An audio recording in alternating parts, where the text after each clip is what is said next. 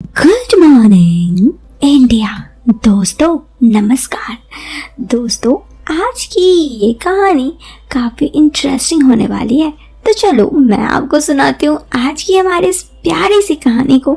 आपको पता है ना क्या करना है इस कहानी को सुनते वक्त, या फिर हेडफोन का उपयोग करें।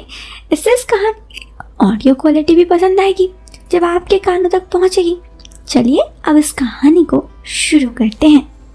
दोस्तों मेरा नाम गायत्री, मैं बाड़मेर राजस्थान से हूँ।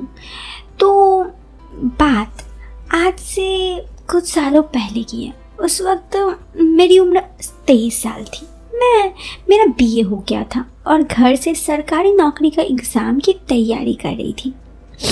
मैं गोरी तो नहीं, लेकिन मेरा फेस कट अच्छा है, इसलिए मैं सांवली होने पर भी अच्छी दिखती हूँ, स्लिम, और मेरी हाइट भी अच्छी है।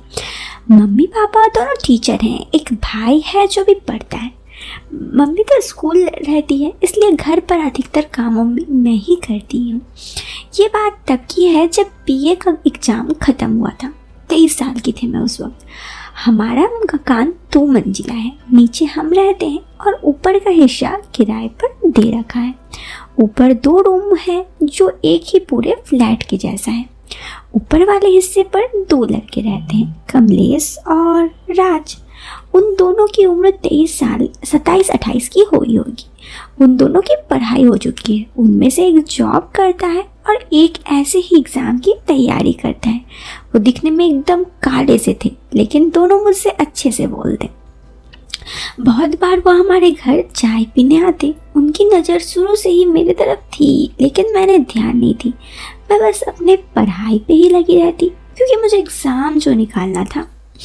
पापा और मम्मी तो ऊपर जाते ही नहीं, मैं ही जाती थी, कभी किराया लेने तो कभी ऐसे ही साफ सफाई। इसलिए मैंने बहुत बार उनके रूम में शराब की बोतलें देखी थी, लेकिन मैंने इस बात को अपने पेरेंट्स को नहीं बताया, क्योंकि वो उनको निकाल देते और फिर नया किराएदार मिलना मुश्किल था।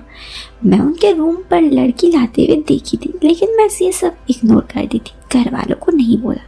फिर मैंने एक दिन घर को जाते हुए देखा, तो मैं ऊपर गई और खिड़की से देखा। मैंने देखा कि अंदर कमलेश था और उसने उस लड़की को कमरे में अंदर आते ही गेट लगा दिया। वे दोनों बातें करने लगे। फिर कमलेश ने उस लड़की की तरफ कहा, मैं तुमसे मिलने को कब से तैयार था, तुम आ ही नहीं रही थी। तो उस लड़की ने कहा कि क्या करती, मुझे डर भी था। दोस्तों ये सब कुछ मैं खिड़की से छुप छुप के देख रही थी। वैसे तो मुझे ये सब चीज़ नहीं देखना चाहिए था, लेकिन मैं देख रही थी, मुझे अच्छा लग रहा था और मैं ऐसे ही देखने लगी। फिर मैं जल्दी से वहाँ से निकल गई। फिर नीचे गई और उन सब चीज़ों के बारे में सोचने लगी, और दिन भर मेरे दिमाग में यही सब चलता रहा। फिर ध्यान आया कि ये मैं क्या कर रही हूँ, उसने मुझे क्या लेने देना है। मैंने वो सब अपने दिमाग से निकाल दिया। थोड़ा दिन ऐसे ही गुजरे। फिर एक दिन गांव में मेरे चाचा की तबीयत अचानक खराब हो गई। मम्मी पापा को गांव जाना पड़ा। मैं और भाई दोनों यहीं रुके थे। ये बात सुनकर उन दोनों को मज़े हो गए। वे रोज़ किसी न किसी बहाने हमारे घर आने जाने लगे। मुझे फिर से वो सीन याद आया और वह मेरा मन अजीब ख्यालों में होने लगे। मम्मी पापा का फ़ोन आया, उनको अभी 1 हफ्ता और लगेगा। इधर वो दोनों रोज़ ही मेरे घर आने लगे। मैं उनसे अच्छे से बात करती। एक दिन सुबह मेरे भाई स्कूल गया था, तब वो दोनों आए। मैं उस वक्त किचन में थी। उनके हाथ में दूध का कप था। राज बोला, मेरे घर में गैस ख़त्म हो गया है, क्या आप यहाँ चाय बना सकते हैं? मैंने कहा ओके, पर ये सब क्यों लाए, मुझे ऐसे बोल देते, मैं ऐसे ही बना देती। मैंने देखा उनके चेहरे में अजीब सी मुस्कान थी। फिर कमलेश बोला, तुम्हारे यहाँ तो कभी ऐसे ही। ये दोनों बोलकर वो हंसने लगे। मैं उनकी बातें समझ गई, लेकिन मैं टालती रही। फिर मैंने बोला, तुम बैठो, मैं चाय बना कर लाती हूँ। उस समय मैंने ब्लैक ड्रेस पहना था जो रात में पहनी हुई थी, और इस वक्त मैं उन दोनों की बातें वो सब मेरे दिमाग में सोचने लगी। उनकी नज़र बार बार मेरे तरफ ही टिकी हुई थी। फिर मैं वहाँ से किचन आ गई और चाय बनाने लगी। इतने में राज वहाँ आया। मैंने कहा, तुम बैठो, मैं चाय लेकर आती हूँ, ठीक है? उसने बोला, कोई बात नहीं, मैं यही बातें भी कर लूँगा। फिर वो मुझसे पढ़ाई के बारे में बात करने लगा। मैंने भी उससे उसकी जॉब के बारे में पूछा। उसने बोला, अभी मैंने जॉब छोड़ दी है। अचानक उसने पूछा, गायत्री आपका बॉयफ्रेंड है? उसके इस अचानक हुए सवाल से मैं शॉक्ड हो गई। मैंने कहा नहीं, क्यों?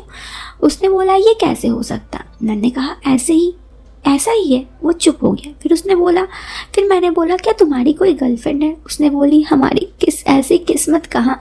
उसकी इस मायूसी भरी आवाज़ में मुझे हंसी आ गई और हम दोनों हंसने लगे।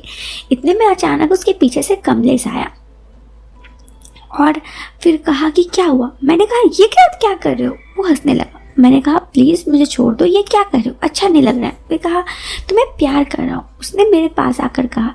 तो मैंने कहा देखो ये सब अच्छी बात नहीं है। फिर मेरा मन भी कुछ और ही होने लगा। वो बोला गायत्री हम दोनों अच्छे हैं। मैंने कहा ये क्या बोल रहे हो? फिर वो बोला उस दिन तुम खिड़की से बड़े प्यार से मुझे देख रही थी। मैंने बोला किस दिन? वो बोली मैंने तुम्हें देख लिया था। मैं शर्म से नजरें झुका ली। मैंने कहा वो तो ऐसे ही ऊपर आई थी तो देख लिया, बस और कुछ नहीं। फिर राज बोला देखो गायत्री तुम अच्छी हो, तुम्हारी भी इच्छा होती है कि तुम्हारा भी कोई लाइफ हो, तुम्हारा कोई बॉयफ्रेंड हो, लेकिन ऐसा नहीं है तो तुम्हारा मन में तो ऐसे सवाल आते होंगे ना। इतने में राज आया और कहा कि सुनो देखो तुम्हारी भलाई इसी में है कि हम लोगों के साथ बातें सुन लो।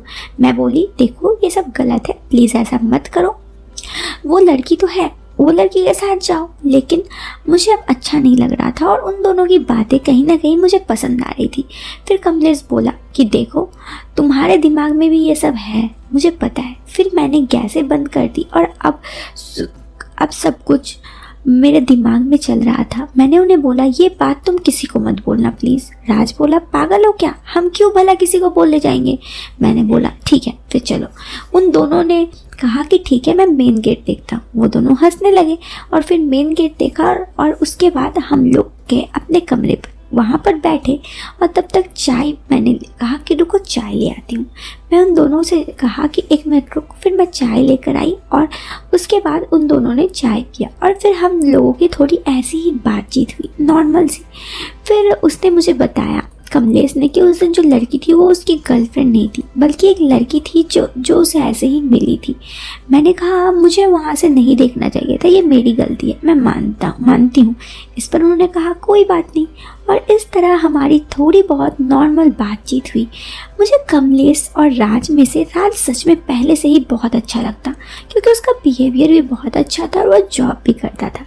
इसलिए फिर जब तक मेरे घर वाले ना रहे उतना दिनों में मेरी उन लोगों से अच्छी बातें बनने लगी। और फिर मेरे जब घर वाले आ गए तो मैंने उनसे ऐसे ही दूरी बना लिया क्योंकि मुझे पता था कि अगर घर वालों को भी ये बात पता चलेगा तो उन्हें बुरा लगेगा। बस उसके बाद हमारी ज़िंदगी एक अलग ही मोड़ ले ली।